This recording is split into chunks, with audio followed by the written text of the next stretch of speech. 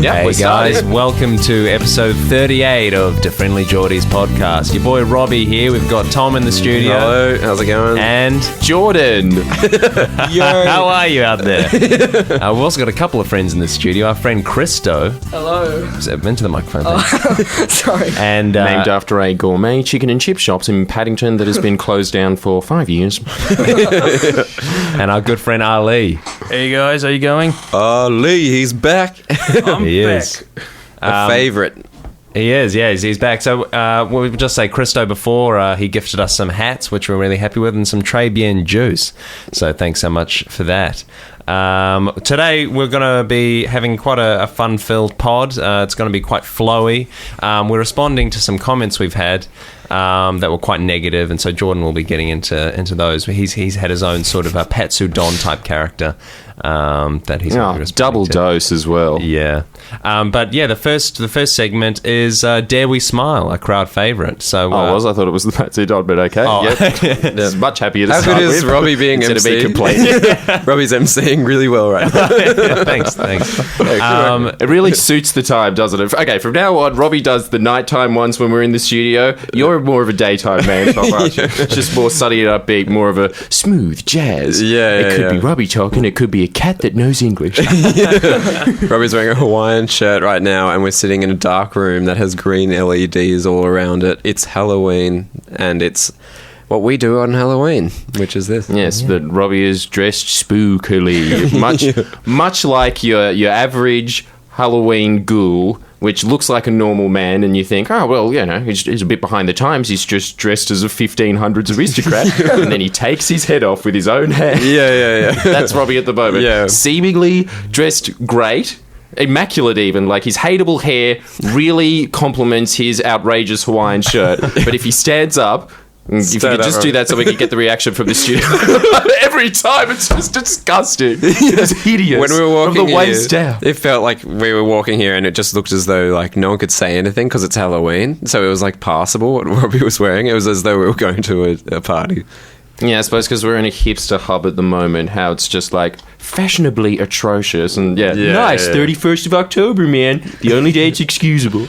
So dare we smile? Why? This week, okay, we've got a couple of guests in the studio, so what we're going to do is we're going to hear their takes on this trailblazing segment. So, Christo, if you want to give Quickly, us... do you want to just explain what the segment is? Okay, basically, so we essentially say celebrities or characters and songs that aren't really yet nostalgic, but they have that kind of... that spicy comedic element about them. Yeah. They're not like, for instance, Bruce Springsteen's Dancing in the Dark would be an example of something that's not really Dare We Smile because it's so ubiquitously comedic and well regarded, I suppose. Yeah. Whereas, you know, maybe a Shannon Knowles song or Rolf Harris, as I geniusly said at the time, is an example of something which is good, unlike Tom's kind of... Perfect example might be Brendan Fraser from The Mummy. But that was a bad one, is the that thing. was a good one. No. What we're missing here is that Tom's have all been shithouse. No, I think you misunderstand what I'm saying. I'm saying the Brendan Fraser from The Mummy was a good example. No, but what No. We understand that. I thought it was What good. you don't understand. Thank you. Christo, the fan, likes it, so... Right. No, but anyway. So, moving along. Christo, do you want to tell us about your choice? My mic. choice is just, in primary school, all the kids used to want to play this, in the school hall, and they said, play it, and this is the song. Yeah, okay. Every single time we've ever played this game, someone has always misunderstood that the second round is the music side. The first one is where we talk about the characters or movies. I don't know how this has become complicated. Why do we it's push very this? straightforward. Step 1, step 2. I mean, it's 10 steps less than Alcoholics Anonymous, and these people have their lives ruined, and they seem to be able to follow this very simple 12-step program. We're fully functional adults, and we can't follow 2 steps. What's happening? Yeah, Christo, it's lovely to have you here, but really, mate, you're on your final warning for that. I'm sorry, I won't mess up again. Yeah, okay, good. All right, play the song. Oh, not the song. Oh my God, Tom! Not only do you have shit ideas, Follow the song. Are you kidding me, Tom? okay, Christo, please. Oh, okay. So this is just Dare We Smile? This is your pick. Just say it. Just say that's the 2 pick. screw-ups. We're being extremely generous. Please don't just sing the damn character. Oh, I have to say. I thought Robbie was saying. No, you say yours. Sorry, short stack. Short stack? Nice. Yeah, right. Yeah, you get a smile, mate. Yeah, I don't know who short stack is.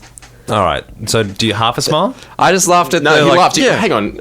So that's 10,000 points already. Straight off the mark from somebody who didn't even know who it was. Just a great Technicality name. 10,000. But for anybody who doesn't understand who Short Stack is, they're the Central Coast's homegrown band that made a song, I think maybe 2011, 2012.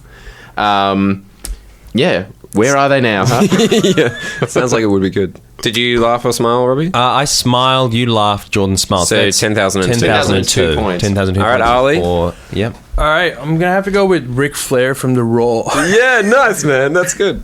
I didn't laugh, though. Okay, 2 smiles. Absolutely nothing from me. I've- Nothing no to idea Ric who it Flair. He does. He like goes like woo, like he's a wrestler, an old man wrestler. He's always old. Okay. On the show. And his special thing is to slap. Yeah. Ric Flair All right. slaps people. I love the idea of it. I'm sure. I It's a don't know who wrestling he thing. is. Yeah. Anyway, I like it though. Okay, so that's Cheers, man. how many points is that? That's Okay, so it's one currently for me. the scoreboard is Christo 10,002 points, Starley's 2 points. Really should come up with a system that's a little fairer than this, but we'll I do don't that know. another time. It's huh? pretty even killed. Okay, All right, song. Yes, this who will win?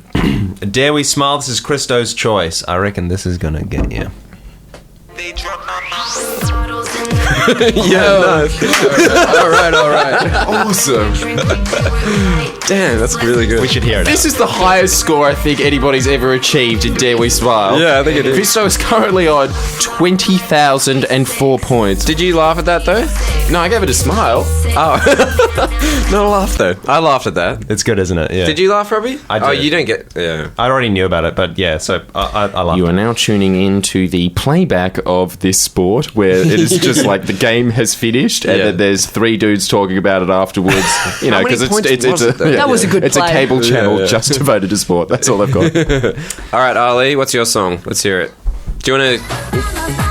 Come on! No, it's only funny because it's Ali's choice. I know. Oh my god! In an incredible turnaround, Ali has gone from 2 points to 30,002 points. We have a new champion. That doesn't count, but yeah. Incredible all right. round. This was extremely epic. How does that not count? It's funny, yeah. It's from more the funny 80s, because isn't it's Ali's choice. I reckon that's why I'm laughing. So Yeah. maybe it's 20,000. I don't regret it. It just, laugh counts. I believe Yeah, this you is gotta one of lie, those you gotta technical points, much like when Australia got into the quarterfinals of the World Cup and versus Italy, and then he fell down and was like, my knee is hurting so much. Huh? It's one of those. All right, there you get the points. Yeah. Good work, Ali. So, you know, it's at 30,004 points, but an extremely dirty 30,000. I'll take it. but Might yes, have to meet you in the alley afterwards. Yeah, Christo really is. He definitely deserves to be Australia at this for for years down the track, being like, should have been mine. Yeah. I'm going to be bitter and I'm going to like 60 minutes and have like special about it. All right, So so close. let's now- move on to the next segment. Sorry, Robbie, you're emceeing. Go ahead. Oh, okay. I was just going to say, like, keep commenting your ideas as to what would be good in that segment in the comment section, because we do like reading those, such as Over the Hedge 2 and things like that. Oh, yeah, that We're was not going to great. play them, but we enjoy reading them. We do. Yeah. Correct. All right, so now we're going to be doing chess, which is Tyrannosaurus chess. Robbie, hit the music. You want to hear it? Yeah, sure. Oh, wait, do we do the move first and then we play the song? All right, there it is. Not Well, today. we have a new tradition that was already broken on the first time, which I suppose Why do actually we- is more of a meta tradition on the pod, which is to screw up extremely simple Yeah. procedures. So we're following tradition. Yeah. So Imagine, I really feel that if we were all to make souffles, genius. If we were to make fairy bread, don't let these 3 clowns in the kitchen. And now we're playing Tyrannosaurus chess. yeah, so we A guy basically in a Hawaiian shirt as well. Talking about this, but having to make chess so exciting by putting on prehistoric monsters afterwards. yeah, there's not Trying even to a clash connection them, to dinosaurs. But yeah, so have you guys thought at all about the move? Well, I just sort of leave it to you, because you sort of know this game quite well, don't you? Yeah, okay, well, I reckon we should do knight to c3. So, What do you reckon? Sure, why not? Really good move. Don't know anything about it. Robbie, take it away. Okay, there it is. Yeah. Very relaxed in the Hawaiian shirt. Takes his time. This is After very he put his relaxed. finger up. Yeah, too relaxed. All right, so okay, so now we're going to move on to something that we just realised before we started this, which is that Jordan, for the first time ever, like this is quite a recurring thing for Robbie and I, especially Robbie. No, especially both of us get it all the time. Is that people just dig into us every week after week, about how much they hate us. But Jordan has never had a negative comment ever. Yeah. In fact, it's very rare that Jordan will be like singled out as like, it never happens. And Yeah, I've always been telling you guys, grow up, just grow a thicker skin. Like after you've had a Reddit subreddit dedicated to hating you, come back and talk to me, eh? Yeah. But I found out tonight that a subreddit is not enough. Every dig hurts. So Jordan comes in really kind of like sad and like, no guys, like I don't care about like tonight, like do whatever you want, I don't care, like, but it turns out it's just because he's really upset. So he's mean Patsu Don, which is the dude that was mean to us, but let's not talk about him. So Nah, we don't want to make him famous. You want to bring up old wounds, huh? Nah, of course But not. I've got to say, can't ever call you guys out for being wimps ever again, because my entire idea for this podcast was basically going to be called the Vengeance Edition. Just against these two, let's be honest, knobs. no, I reckon they have okay points, but yeah, it's pretty mean. Look, I'm going to stand up for them. I suit you opportunist little vulture. Yeah, because I'm always arguing on their side, saying like, guys, like I know like it's fun doing all this stuff, but like I really think we should just like let's just get a bit more serious, please. Like, and then like they do this, And as soon as Jordan, the wounded wildebeest, is struggling on his legs, looks up to the sky, being like, "Oh, maybe it's one of those eagles from Lord of the Rings to take me out of the danger." No, it's a vulture picking at my carcass. yeah, so I jump on that, saying, "See, the fans want it. The fans want it. We have to do it." So that's what we're going to do. Yeah. Excellent work, Tom. Yep. So yeah, how do you respond to that? I mean, I guess we made a whole segment about people hating us. So what do you want to say to this guy? My main gripe with it is, where's your podcast, mate? That's really the boiling point of this, is that they're saying, both of them are saying that, this podcast used to be good, but now it's shit. You want to elaborate on it? Yeah, you used to talk about facts. Well, I do that every single day of my life. Excuse me if I want to have a little bit of fun and drag 3,500 unsuspecting members of the public into that just letting off of steam, right? and now this, two comments out of 5,000 people that listen to the pod, it hurts. Yeah. Well, at least now we all understand what it's like now, and we can shoot for the stars. Can't we? Yeah. So basically, we're In going a to give segment you. we like to call 3 ouches. So we're going to be giving you a taste of what it would be like if we didn't have fun, and Because this was the main point that both of them had, which was, it's all fun and games when you're having fun and games, but we came here for more than that. We came for substance. All right, you little fuckers. we'll give You want substance? Ladies and gentlemen, I present to you the substance machine that is Ali. I don't know Rest how of to the feel about that. podcast Yeah. for the next 50 minutes is going to be nothing but dry international relations talk. And if you don't like it, you can thank Robbie. Who are they again? What?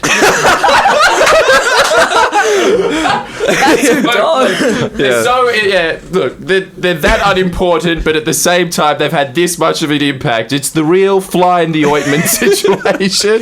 Yeah. The humble bacteria that bring down the mightiest space mutants in War of the Worlds. These are those guys. yeah, screw you, Patsu Don. Maybe this will make FBI like us. yeah, maybe. Anyway, thanks for letting us use it. But yeah, Anyway, let's at the get on same air. time, give us a show. We're not happy with you. yeah, take it away, Ali. Tell us something. What do you guys want to know? Start off with an What's on your mind? All right. First of all, I think what we all came here to discuss is, Ali, can you walk us through the Trans-Pacific Partnership piece by piece? What are the moves in this grand version of Tyrannosaurus chess? Yeah, let's firstly just There you talk go. about... Now we can relate. And that's what they said. They liked it when we used to relate it to their lives. Yeah, right. Yeah. So, yeah, it's just like, let's talk about what the Trans-Pacific Partnership is firstly, because a lot of people won't know what it is, and it's really important to know what it is. I think we have actually talked about this before, but we may as well go over it again really quick. I'm so glad you guys asked this question. Well, it's the usual economic trade partnership between certain countries to deregulate things so it's easier for businesses to work. But that's what you know. There's a bigger game going on. The bigger game. I love the setup. It's so good. How much more interesting is this than most man's thing that they're interested in, right? Where they just be like, right, look, so look, when you go down to the hardware store, make sure that you get a Husqvarna leaf blower. It's the top of the line. How much better is like Trans-Pacific Partnership is just move one in this giant game of checkers. Yeah. It's move one. That's what it is. It's basically to contain China. China's doing their own thing. They're trying to create a Silk Route across Asia. And Still trying, huh? yeah, After 5,000 years. They'll get that silk, damn it. Are they trading silk? Yeah, that's their whole end game, to become this economic powerhouse just to get more silkworms into China. That's all they're interested in. Yeah, they don't care about anything else. They just want to only trade silk. That's the end goal. that's the thing. That's the route. But they're actually looking for an alternate energy source. So they're getting all of their energy through the Straits of Malacca, which is like a small strip north from Darwin, west from Philippines, and that's why Philippines and Darwin have these huge marine bases. It's in case of a confrontationist course with China, they can basically block off their energy supply. So they're trying to get, interestingly, a point of origination from my country, Pakistan. They're getting an alternative route to get Middle Eastern oil, and that is really discouraging for American policy, because that way, if they get that, then in a war situation they can still get some energy from a different route. So You're really proud of that as well, aren't you, Ali? if there's another Cold War, I'm glad that Pakistan could be like a strategic partner in that sense. It was just like, for a shit country that can't do shit anymore, like being in that strategic position is sort of uplifting. Cool. It probably will do more damage to the country than good, but either way, you'll hear more about it. I can't believe that the only time I've ever heard Ali be patriotic about his country is basically when he's that dodgy guy in a movie that you have to go to beat an even bigger supervillain that's in a trench coat, sitting in the back room smoking, saying, "What's in it for me, eh?" Yeah. So is it basically like the US versus China, and Pakistan has joined Team China? Yeah, Pakistan's trying to dodge both, so they're basically looking at whoever can give them the most, and at this point, China's doing that. So America is not actually, they're not trying to contain China right now, but they're saying in a situation where they are in a confrontationist mode, like Cold War, then they need to... they're already playing their cards now so that they can handle that situation later on. So if you've got a Trans-Pacific Partnership, then you've got this massive block of pro-Western, pro-Union countries that are working together to become an economic giant. If that happens, then China becoming the next big thing. Don't forget, like, China in the next 40 years is going to be much bigger, because you're looking at a country that has basically got about 400 million people out of poverty, so they've become a big consumer market. Yeah, but they've got like 1 billion, like 1.3 billion or something. Yeah, right? That's opportunity. That's where. So if you're looking at a 22 million Australia, and all of them are... So capitalism and essentially the whole global economic market works on growth rather than doing well. So as long as you're growing, that's when you're doing all right. Once you stagnate, that's when you hit recession and things. No matter how good you were doing, if you're not growing, you'll crash. So China is 1.3. That's already got about 500 to 600 people into the consumer market. Imagine when they get 400 to 500 million more people in it. Australia's going to want to sell them stuff. America's pretty much trying to create an alternate block. So if you don't work with China, then you've got this huge TPP market that you can do to. So basically providing an alternate to the global community to sell stuff and get stuff from. Just as a quick intermission, Samuel Troy, if you're listening, as the scout guide, official scout guide of the Friendlyjordies podcast, the only one that does anything, including us three as well. He does more for this podcast than we do. Definitely does. Keeps it running as well with Patreon. Keep your subscriptions going there. If you want to make everything easier for everybody, get somebody to animate a risk board. Just going through what Ali is talking about, using those features, that would be great. That is a big ask as well. Maybe we should just do that. Oh, Sam, try do it, man, if you can. We should, but yeah, we'll put on top of that mega ask. Robbie, will you give him one of your golden dragon scales if he does? Potentially. Will you be down to 1 scale? Or you'll have No, 8? I've got 8 He's left. got 8 okay, left. Yeah. Shit, man. Yeah, I was worried for you. I was thinking you're down to That's the all right, I know bare what Can you bones. pay attention to this Yeah, I know. podcast I don't listen instead to of it, listen? man. Yeah. Stop listening to Sam Harris. He's rotting your mind. Because Ali laughed at that. Yeah, of course I would, and I did it on purpose. I didn't even want to laugh that much. Bastard, man. Yeah. All right. Get back to it. So, where does Australia fit in with its like relations with China? Like, is it got a conflict of interest there, or is that like a thing at all? Yeah, Australia's trying to pretend that they don't. So they're obviously they've made the decision. They've sided with the U.S. Right. because of like the history of them siding with the U.S. But I think that's like the whole Julia Gillard and Kevin Rudd thing was part of the whole policy towards China. So Kevin Rudd was one of those guys that was arguing that we can't just depend on U.S. for everything. So we need to realize that there's changing dynamics within the region, and we want to have a better relationship with China. China at this point is they're actually pissed off at Australia for a number of reasons, and TPP is one of them. But they don't want to be in a situation where they're confronting Australia at the moment. But all of this is a setting for a much bigger game that will potentially happen about 30 to 40 years later on. So 30 to 40 years afterwards, Australia will have to come up with a concrete policy of if you're being neutral, then you miss out on all of the economic opportunities. But we're not, right? So if you were Prime Minister, would you sign the Trans-Pacific Partnership?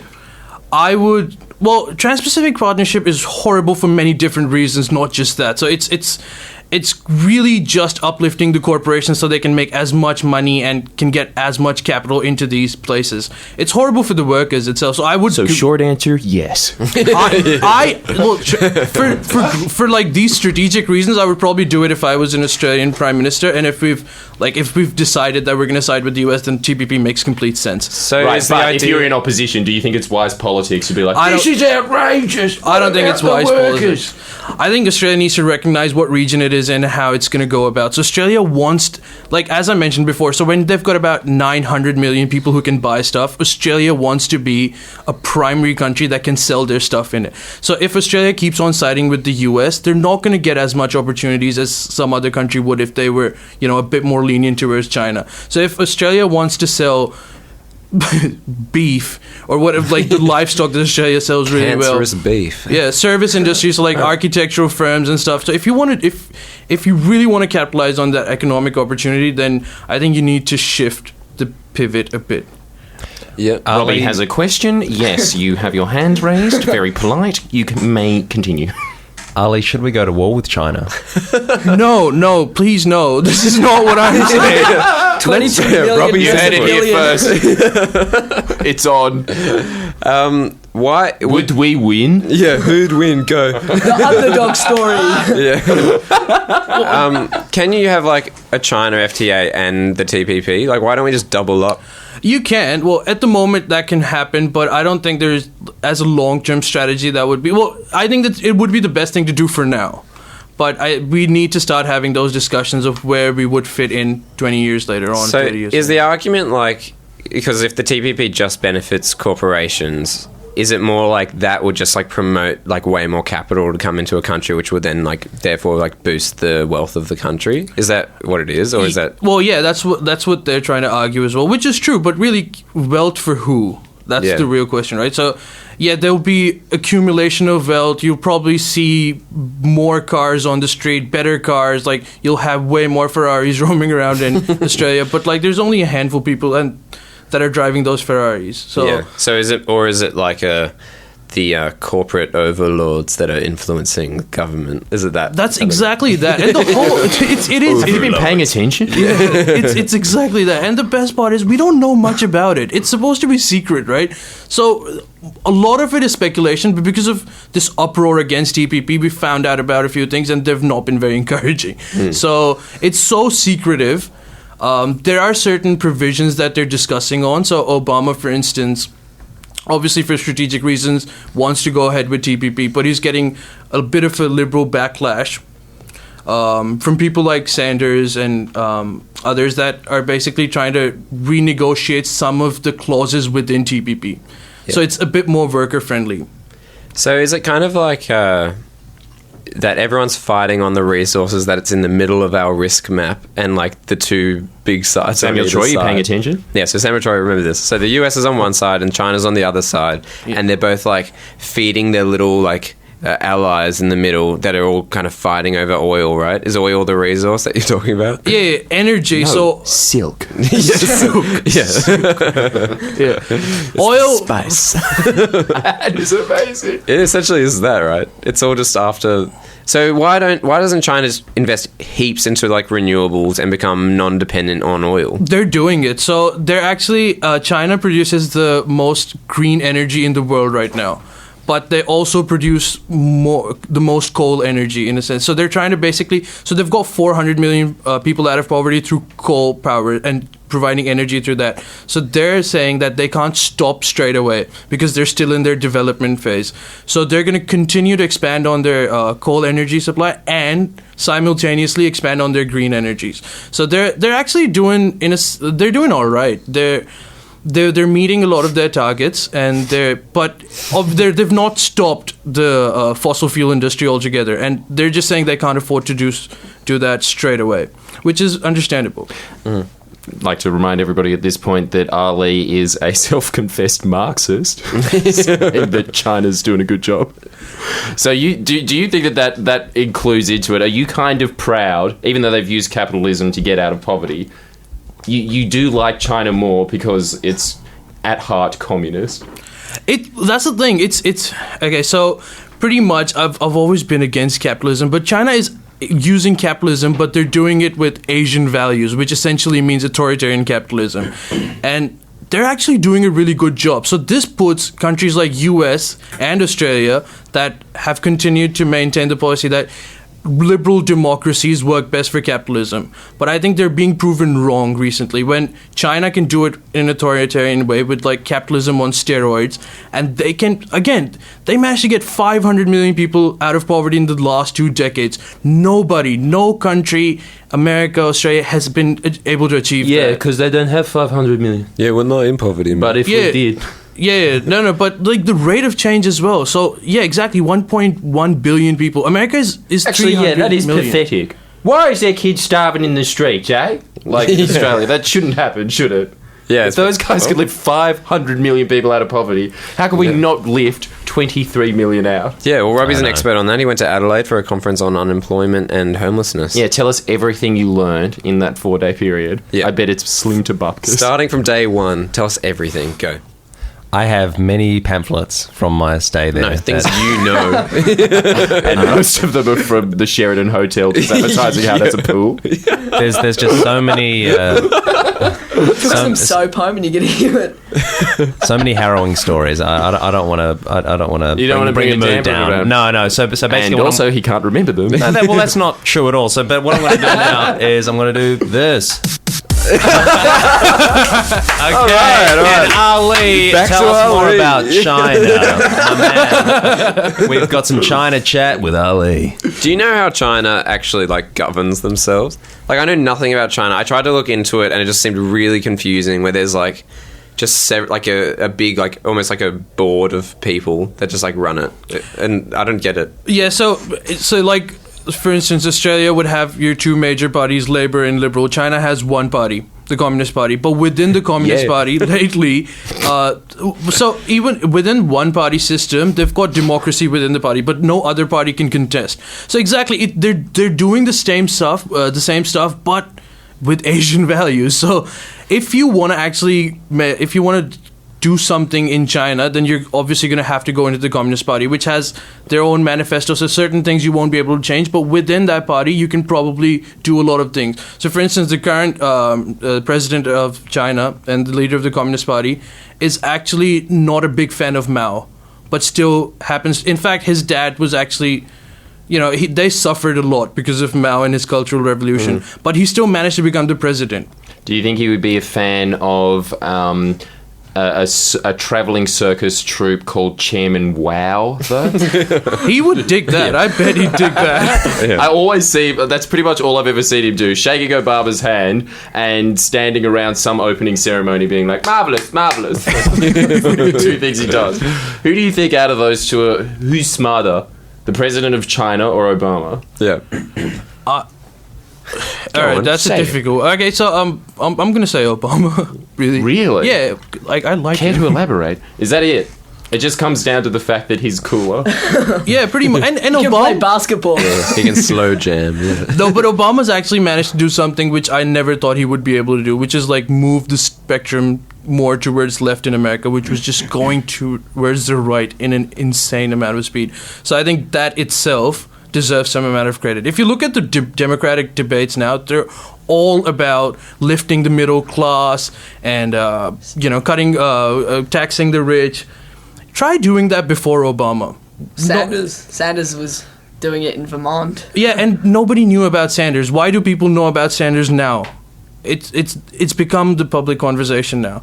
Hang on, are you saying that Obama is better than the president of China who lifted 400 million people out of poverty because he put it slightly to the left? Now they're just talking about it. No, It's but like they're pretty stubborn. They're talking about gun control.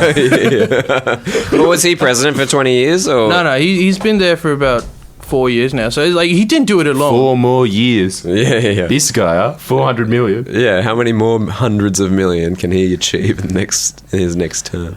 Look, Ali's just like trying to do a really polite to do thing. the Like, maths. okay, that's not what I said at all. Yeah. Well, China's economy is slowing down, so they're actually moving into so before they were growing at like 12%, 10% yearly, which was an insane rate. That's what made China become what it is today. But now their economy is sort of becoming stable. So think of like Australian economy. So they're moving more towards service sectors. They're bettering their manufacturing, and now their growth rate is around 7%. But they've managed to accumulate so much wealth because of those 12, 10% yearly that even that 7% is just a huge number. So basically the whole thing with the Chinese president right now is if he can manage to elevate poverty, maintaining a stable, low economic growth rate. Yeah. Jesus. Look, just so everybody knows, we didn't even tell Ali what we're talking about today. He doesn't have any notes in front of him whatsoever, and we say, Ali, talk about China. Sure, well, the GDP growth rate is... Yeah, you went to the bathroom that's and Ali's nugging, like... You went to the bathroom before and Ali's like, guys, I don't really know what we're doing here. Yeah, that one actually was incredible. Thanks so much for that glowing insight. That's all I can do, mate. This is my thing. Do you know really anything about Russia, Ali? Where does it fit into this big game of chess? Russia is actually becoming a pretty big player now. So Three-way chess. Black, white, blue. Yeah. Which one's blue? Russia, probably I the guess. US. Oh, yeah. What's black? Russia's black because it's evil. Wait, that makes No, it's China red. white. Wouldn't What the Russia hell? be red? Yeah, I guess so, yeah. Red, Yeah. white, and... Oh, but then China. Red, white, and blue? What? No, but then China would be red. Yeah. China has to be red. No, but Russia's got the Soviet... Okay, talk about Russia, Color Ali. chat. What colour? What colour do you reckon Haiti is, guys? Yeah. Jesus. We have a fourth entrant. Yeah. Saddam Hussein. All right, Ali. Saddam Hussein's chess edition. What chess piece do you think Saddam Hussein would have liked the most? Bishop, probably Bishop. Yeah, definitely Bishop. Yeah, he's always moving diagonally. All right, Ali. Sidestepping issues. So, Russia. Go. Russia. All right, so Russia. Go. So after the... All right, I'm going to go. All right, listen. Try to keep up, all right? So after the fall of the Soviet Union, Russia was decimated. America thought it was the new unipolar superpower for Jesus Christ. It's like in that rap battle when there's just like, nobody can beat 360 words a minute. Yeah. Using the word decimated. It's like in the first 3 words of a sentence. Yes. You know. Decimated. He knows. 3 words later, discombobulated. it's the exact opposite of how Tony Abbott speaks. Oh my god, it so is. Look, Ali is the exact opposite of Tony Abbott, isn't he? Now, a Marxist, first-generation immigrant who knows about the world. Yeah. All right, Ali. So, is China's more on the side of Russia, or Yeah. So they're basically Russia is challenging U.S. hegemony over the region, and China digs that. Yeah. China is saying, yeah, finally someone's calling bullshit out. So they've always been against. So China, for instance, was against. China and Russia together were against the invasion of Syria when the whole Assad thing blew up, and America was just constantly saying that this is one tyrant that we need to get rid of, and they wanted to go ahead like Libya. But China and Russia just kept opposing it. And then later on, with the birth of ISIS and everything, and just this anarchy in Syria, America realized that, yeah, probably doing that is not the best option. And then Russia just says, we told you so. And then they just rock up in Syria and start bombing ISIS. Now, America doesn't know what to do because Russia is their enemy, so they have to say negative about anything they do, but they're kind of all right with this particular thing. So, so Russia is basically claiming it's. They're saying that we're a big player in the region as well, and we make our own policies, and if we say Assad says, then you've got to listen to it. And right now, America's like, we don't like you, we don't like whatever you say, but we're just going to ignore what you're saying just now, and then we'll talk about it later. Yeah, right. Is it like the bully in the playgrounds picking on a kid, and then like a guy that's almost as big as him comes and says like, hey, lay off, man, and they're like, yeah, like, oh, I'll come back and beat you up later. Like, it's that kind of thing. Yeah, it's that kind of thing. And right now, America doesn't mind Russia being the bully as well. But their whole argument is that once the civil war ends, what happens then? So America basically wants to. There's splinter groups within Syria that are fighting against Assad. America's against ISIS and many others, but they really like the Free Syrian Army, which is supposedly a moderate force.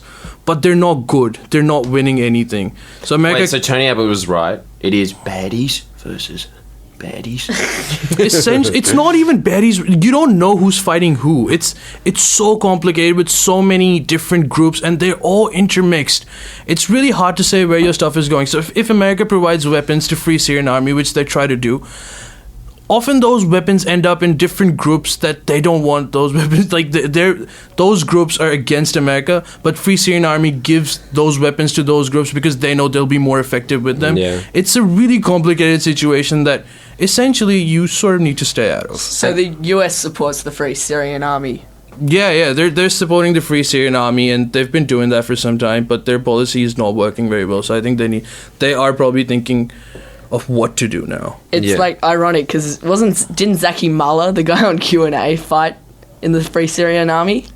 Oh, He did. he? Yeah, he did. Oh, the dude with the hat, yeah. Allegedly, yeah. Hat. That guy, yeah. Yeah, America supports that group. Everybody here agrees that guy's a dickhead, right? Yeah, sure, yeah. Just ask it. Gotta say it, man. Yeah, not the brightest individual ever. No. Ladies But and yeah, gentlemen, I'm too because of scared. this- I'm too scared to say anything. I think he's a great guy. No, you can't say that, man. You need to say the opposite. You'll get in trouble. Oh yeah, shit. Oh, no comment.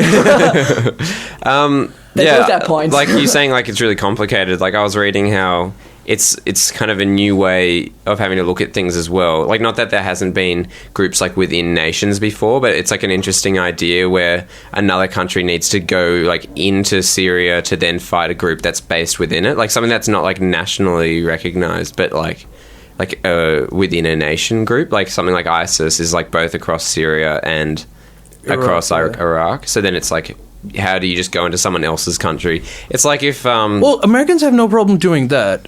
Yeah, I know. That's not their biggest issue. But it's I know, but it just kind of like complicates things in that. Yeah. So like say like Indonesia's like, yeah, like we really don't like the Bra Boys, so we're just gonna send an army in and just like kill the Bra Boys.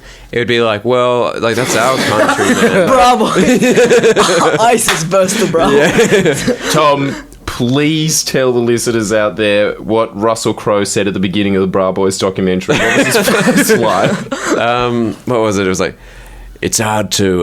What was it? It was yeah, it's hard to be surprised that these boys grew up like the way they did, with a shooting range down the road and a prison on the hill, always reminding them of the authority that, like, something like that. How is that an excuse? I know. I lived across the hill. I lived across the road from that prison for a year. I could hear gunshots all the time from the shooting range. It's not that bad. It's actually a really nice area. He doesn't have a single such an tattoo with a authoritarian, Tom. postcode on it. Yeah. Screw that. Screw the Bra Boys, man. I hate the Bra Boys. Okay. Anyway, so How do you know Robbie's a bra boy? Yeah, come in Indonesia. Yeah. are you? Is that Russia chat done? Yeah. Do you want to know more? No, I mean I really enjoyed that. So did I. Yeah, I like that you as well. satisfied the commenter that said that there's not enough facts in this podcast, you son of a bitch? yeah, no, I think that was extremely informative. And If you actually did like that, though, we can keep doing that in the future. Let us know your thoughts. Tom loved that. Tom was very much a fan of that. Okay, now what? I'm just going to put an idea out there for you guys. Okay. All right, so Robbie's been wanting to talk about this for weeks. Yeah. by the way. Yeah. So, okay, this is my idea that I've come up with original, okay? I reckon that, you know how A-list celebrities, right? Your Russell Crowes, your George Clooney's, Yep. Uma Thurman, Yep. Delta Goodrum. Delta Goodrum. Sure. Okay, what do they do as celebrities? They travel around a lot, right? They travel around for interviews, for their work, things like this. Movies, yeah. when they shoot movies, things On like this. location. And what do? They travel by plane, correct? Yeah. All over the Sometimes. world. Oh, the dickheads That's out very there. that. Yeah. Anyway. Yeah. So what they do is they travel around all the time. Now, what I'm saying is that because they are so well known, A-list, right, and because they travel so frequently, Yeah. because they are not dying via plane crashes all the time, that's indicative of the safety of our air travel service. Oh my god. So the older celebrities are... So the older celebrities get, the more indicative that is of our flight services being safe. All right. It just makes no sense. We've talked about this a lot of times. Robbie, didn't you know like planes are like per capita safer than cars? I know. I know The biggest problem with He's your... found an interesting way to gather that Because data. people fly on planes and not many die, that means planes are safe. No, it's stupid because actors don't travel more than anyone else. Businessmen travel way more than actors would. Actors might travel like what, twice a year or something, 3 times a year. No, they travel all the Jesus, time. Tom, For promotions. so much verve. It's just so we've. This is not the first time I've come across this with Robbie. He's very passionate about this point. Like, dude, like I've like. Are you really nervous I know about people flying that on planes? fly And you every need to, day. Like, Like, do you need to they're- reassure yourself that planes are safe, and then this is what you're saying to yourself? Just an interesting insight I had. It's just like they're not the like. It is not a good gauge. The better gauge. It's just insane. It's interesting. It's interesting. It's a popular gauge. I'm just this analogy. The interesting point was we again need celebrities to analyze like if air travel is safe or not. We still need like celebrities. Yeah, why to- is it celebrity? Like, so Uma Thurman travels a lot, right? So Yeah. Well, she's not dead as yet. So does And that- it'd be a proper, like, it'd be a closer gauge as well to show maybe the comfort of air travel, not like the survival rate. Oh, like, better both. Like whether they use them It sounds and like- whether they die. It sounds like something like a parent would tell their little daughter to like convince them to fly on a plane. Like One Direction have flown many times. They're not dead yet. I Exactly. gotta say, it is really soothing to know that, though. One Direction. Don't you I'm think? dead. Yeah. If it says like, One Direction flies around the world, none of those little punks are dead, then I just be like, strap me up. But as soon as one of them dies from air travel, if one of them dies, you're never gonna fly on a plane never again. fly again. No matter what the other statistics are. If It's One just- Direction dies, That is kind of true, though, right? That would be the Jaws effect of airplanes, right? All right, yeah. If If you knew celebrities were that Jack dying Nicholson died that way, you'd just be like, he was so young. He would definitely, it would change Fanning punched the a plane. game. often, it might create like a public change of opinion, maybe, but it is not a way of statistically looking at air safety. It just isn't. I think it is. So anyway, yeah, that's my idea. And Because I don't celebrities drink a lot, alcohol is good for you. No, but that's not what I'm saying though. Like I'm I can't believe we're carrying this. I'm saying that air travel is safe because A-list celebrities who are well known. That's the point, right? They are well known, and because they're not dead, it's indicative of air travel safety. That's my point, and I don't think any of you in this room can refute it. It's a good point, but the thing is, though, that it's coming from you, whose personality type is the logician. Yeah, Yeah, the logician. very logical.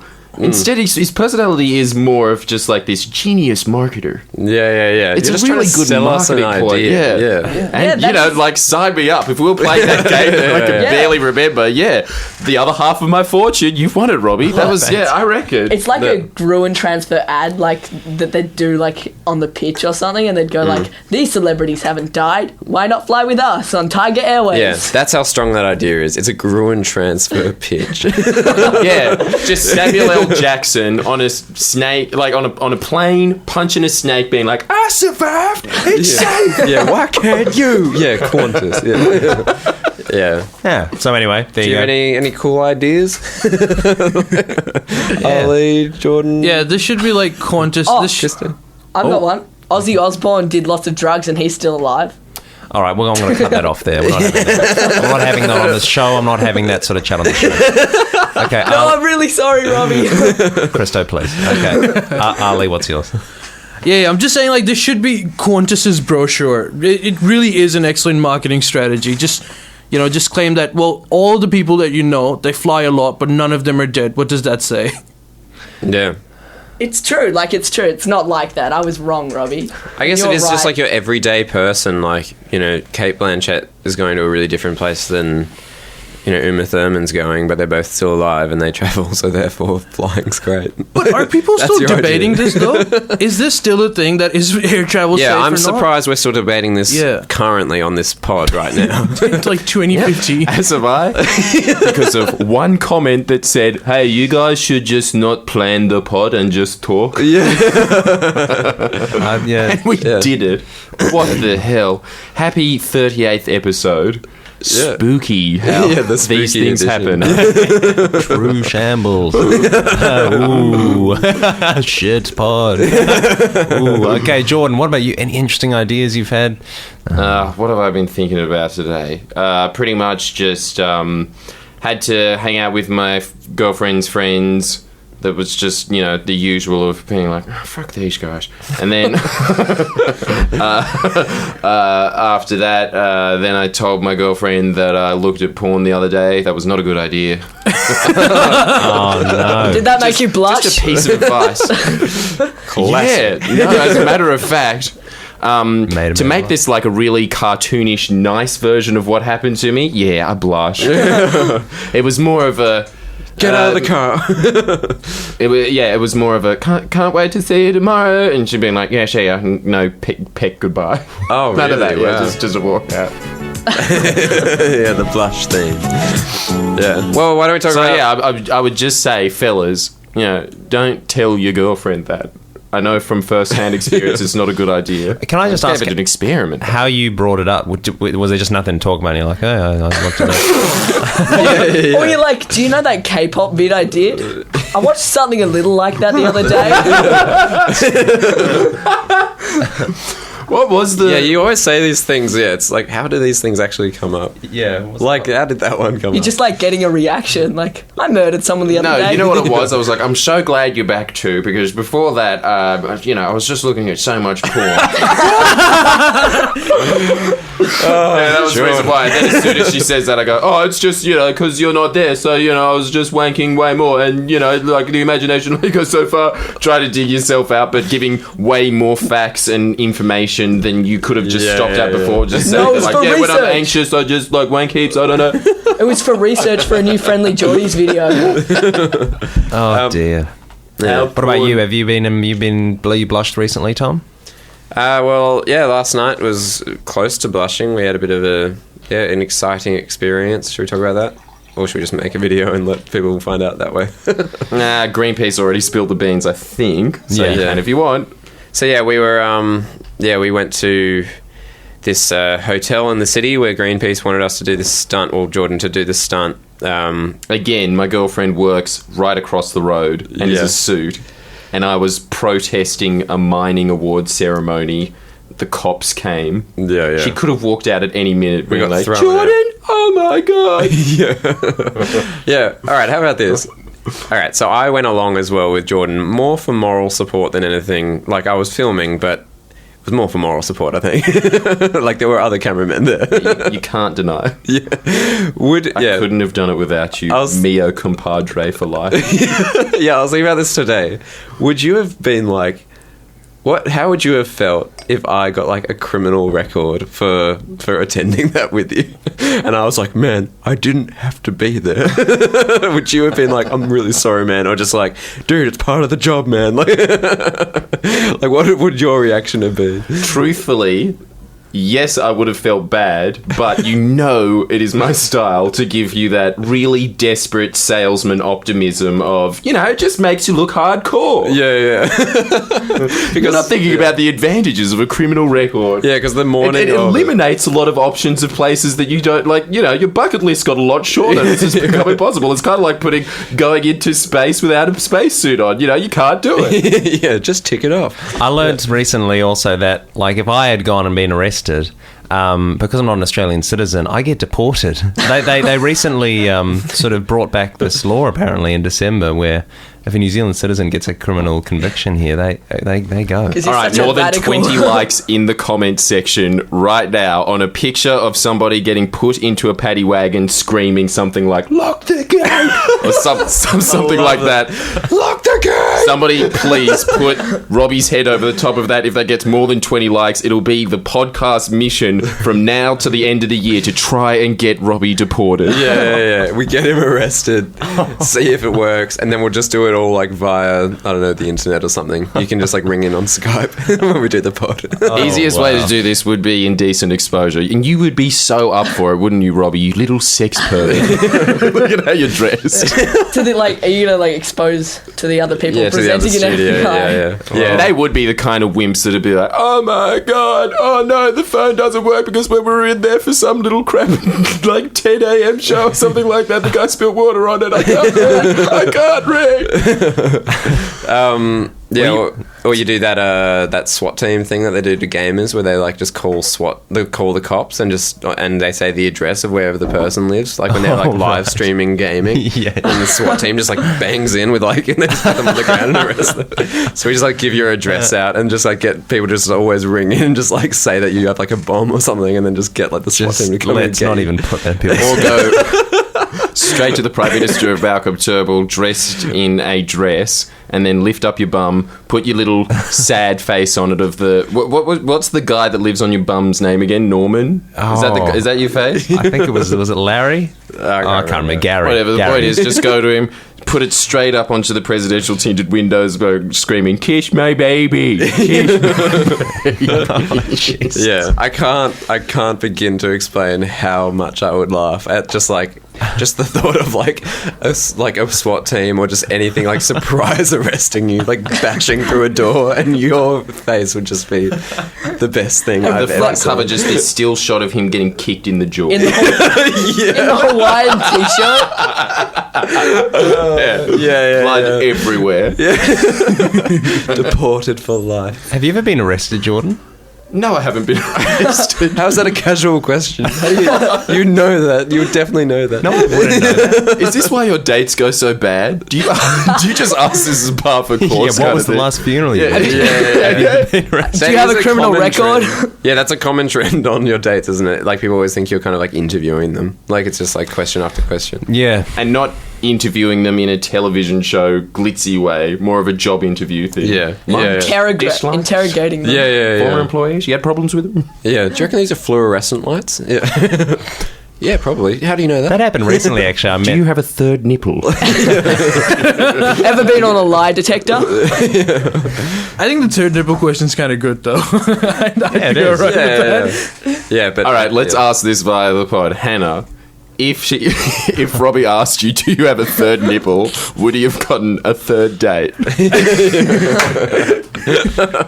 Oh God. What's Are we close to an hour or what? No, hey, this is fine. This is going all right. So, hey, Tom, I've got a question for you. Okay. There you go. And what is it? Have you ever had a brush with the law? No, besides yesterday, not really. Okay. I think, no, it's hard No? to think All of right. it, yeah. Oh, okay, a more appropriate question. Brush with the law. Come on, Jordan. Do you... No. Yeah, once I broke into the school to rehearse for drama, and then the cops came and said, "Give us your number." That's incredible. Okay. And also, once I pretended that I was running for a train at town hall because I saw the cops there, and I thought, if I just run like fast enough and look heaps busy, they're not going to stop me. But they're pretty wily to that. Why didn't you want to mean? get stopped? Huh? What was your worry about? I didn't like. I had, when you're in school, probably not you because like the man tits say it all. You had quite a bit of pocket money, but Right, most of us, you got your $10. Yeah. Yeah, meat pie for lunch. money. Oh, dear. All right. There's a difference between pocket money and pie money, right? Yeah. I just had the $5 a week thing. I think it was in year 7. Yeah. So $1.30. Fuck that. Oh, so you That's hadn't a bought a huge train portion of ticket. your weekly salary, right? Yeah. Guys, can I just put another idea out there? Okay. All right, Geordies are all about unions, right? We're all about unions, Yes. okay? Christo came to me with a good idea, right? He says, Tom and Jordan, they're always having a go at your ideas and this and that. Why don't you have your own union called Robbie's Union? And whenever you guys have issue with one of my ideas, which is actually really good, We take it to you your have to unions. have a punishment. Yeah. What do you reckon about that? I don't like well, that, to be as your employer, I think it's a terrible idea. I really don't want this to happen. The party's run by unions. Yeah, I reckon. Yeah, I it's think gonna that's be- It's very an awful- hypocritical of you, awful- Jordan. The corrupt union's trying to get in again. Yeah, Jesus, I- we really should be voting Liberal, shouldn't we? Like, that's self-employed. Yeah. We're trying to talk down, just be like, no, Robbie, just negotiate with us one-on-one. And technically, We can work something out, man. Technically, it is a know, we're all small mates. business. Yeah. It's You know it. We are friends. You don't need a union. So yes, Do you want one? yeah, sure, we should Do do you it. reckon you'd Is be that- able to do something when we fired you? Do you reckon you could have called someone a Unfair dismissal. Yeah. He's an illegal alien. Yeah. Like Yeah, you can't do anything, He could man. have called his union. Can you even join a union? I don't know if I should have brought this up. Yeah, I don't know. It was a bad idea. So if you could join a union, Christo, do you want to be his union Yes, rep? I will. And I think you guys are treating him badly right now. This is like harassment. All right, well, let's okay. He's very upset. Look, That's not in great. the That's union great. yet. We're having a communication here. There's being no need to go stoic, this but- rash straight in. Yeah, let's have a bit of an AWU Okay. contract negotiation here Okay. instead of a CFMU one. That'd be really good. What are your terms, Christo? What do you Well, want for Robbie? I don't know. I just think you guys need to. Whenever he wants to do Trebian, he can do Trebian. That's a All right. terrible idea. Fabian will never happen again at the show. Okay, That's kind of his lunch Here's my break. counter offer. Robbie, you're fired again. Yeah.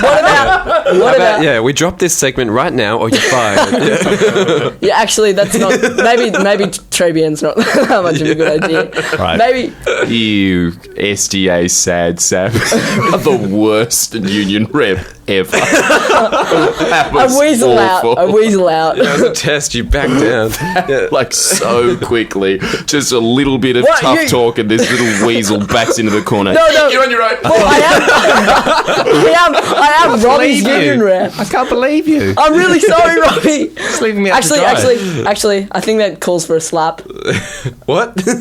Robbie What has to wait? You want us to slap Robbie? No, I want Robbie to Jesus. slap you. How could you How get about you just any do the worse? whip sound and then we can move on. to our next segment, which is Ali, do you want to be Robbie's union representative? No, I want to be the corporate lawyer that supports you and just basically screws Robbie. Yeah, I love it. Instead, okay, Ali, what do you say to this? Do you want me to be his piss ass like union rep? You can, like, just and we've beat got a me really down and high-paid... really yeah. scare me, scare me, and I'll weasel off. That's it. So basically, yeah, you're our corporate lawyer, Ali, but you also have a really metal-studded belt. You're menacingly slapping in your hand. What are your options, Robbie? What else can you do? You don't have a choice. You're an alien. I feel very bad to bring this up now. Okay, look, guys, do we have anything else? Well, if we want to keep going, I'm sure I can think of some cool sciencey thing. If we want to do that. That was episode 38 of the Friendlyjordies podcast. Thank you very much for listening. Did you just say potentially come up with a science? Yeah, I'm sure I can think of something.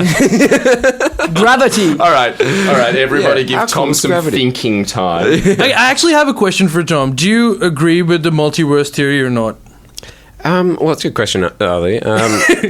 Well, yeah, not really. Actually, it's a cool theory, and it's you should listen to a guy called Richard Feynman? No, not Richard Feynman on it. He's a bit too old on that. I think he probably was involved in that, but it's where science kind of goes into more of an idea kind of realm, I think. But it's all the mathematics points to it being true. So it's not like myth, like people think of it's as likely as the creation story. It's everything points to it being accurate. But I think it's just kind of, we're not I don't think it's I'm not that confident with it. Really. Is it a possibility though? Notice the difference between Ali describing his passionate life and Tom's. So many more pauses of there's this dude, can't remember his name or whatever, but the math points to it. It's quite. Yeah. There's a really good Sam Harris podcast on that, actually, if you want to listen to that. His passionate life. See Sam Harris. Yeah. That's pretty much it. We're going to see him, aren't we? Yeah. We've got tickets to see him. Very expensive tickets, but worth every dollar. Yeah. His science segment of the pod is just listen to Sam Harris on this pod. Yeah, it's kind of that feeling, though, where I just feel like I just can't articulate it nearly as well as they can, because they're just really cool dudes. They're too good. And they've done degrees. Yeah, and they're actually experts in it. Yeah. I've Googled a bit. Yeah, but if anyone's interested. All right. How about this? Keep going. How about this question? Okay. What's a heady concept, that's haunted you for your whole life and just makes you shiver with fear? Spontaneous human combustion. Okay. Yeah, good one. I like it. Yeah, nice. For instance, my one was the idea of nothingness. Look, I don't want to turn this into a comp, but Ali, which one's better? Spontaneous human combustion or nothingness? What are you more scared of? Nothingness is a possibility, it will happen. So I think I want to say spontaneous human combustion. It sounds just insane.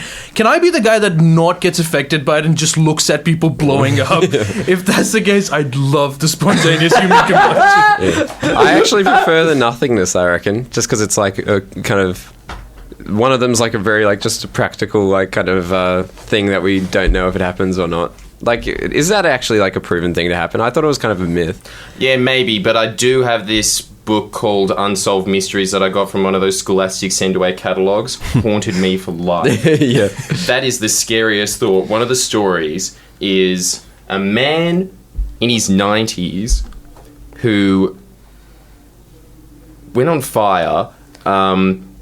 He was just nothing but a singed ash. Nothing else in the house was burnt. And what has happened is he'd walked around the living room on fire, then realised, fuck, I'm going to die, I can't put myself out. Sat on the couch and just waited to burn to death there. Oh my God. That's the forensic evidence of that story. Yeah. I read about it. I got really into it for a little while, on one night, just Googling around about it. Because you see all these images of just exploded people, on the ground, just burnt bodies, and then just they just blew up. No one really knows why. All the water in them just boiled and exploded. Is that meant to be it? The cells explode? I don't know. I read about it in year 4. Christo, which one's scarier? Well, I actually think Robbie's is scarier because I don't know. It's just I think it's more likely. I don't know. No, I reckon I don't know. No, I reckon it's less likely because there isn't really nothing anywhere, right? yeah, I reckon that's I like a don't know. cooler idea. Like if you actually had nothing, it would be like I'm not that insane, scared. right? Like I don't feel like I'm gonna set on fire at the moment. Like I'm reading about it now. It says Oh, wouldn't it be just desserts if you did, mate? Do you have any heady ideas, Ali? What's a heady idea that freaks you out? Just burning. Really, it just haunts me. So spontaneous human combustion. What do you think? What's heady Well, mean? spontaneous human combustion, but like I feel that I always have this dream that I'm trapped inside an oven and I'm burning a slow death. Oh my god. Yeah. Yeah, what about the fear of What like... would you do? I try to get out. Nice contingency plan, man. I'm glad you thought about this. Yeah, my fear is that like the thought of like someone who is like suicidal to like jump off a bridge or something and they're like regretting it as they're falling. Like in my mind, everybody just like physically will have to regret it. Like after they jump, just the feeling of like the G-force and like the butterflies of like while you're falling and your arms are like kind of swinging out on your sides. There's no way the person's thinking like, yeah, this is a really good idea all the way down. They must regret it the split second before they die. Like, and that really freaks me out thinking like all the people I've that thought have thought this is a great idea. And What about a skydiver, though? Surely they would be thinking, what a way to go. yeah, maybe they would. Yeah. What's the hashtag for tonight's Rugby World Cup, Robbie? Stronger as one. Oh yeah. Yeah. Big excited for that. Yeah, I'm going to stay up for that. Yeah. Wallabies versus All Blacks. Yeah, big Kiwis fan. Yeah, cool. Can we end this podcast? Yeah, all right. All right. Well, okay. Well, should Robbie we? wants to keep going? No, I don't. I mean, like, let's finish it on a bang. Sadness? One last final question. Okay. Thank you, guys. See you later. That was episode 38. Was that a good podcast? Over to you, audience. Yeah. Jesus. All right. The look, Vengeance Edition. Here we go. Episode 38 of the Friendlyjordies podcast. Thanks so much to Ali and to Christo for being here, and to Jordan and Tom. Well, babe, And thank you, Robbie, for pressing the buttons. No worries. Thanks, FBI.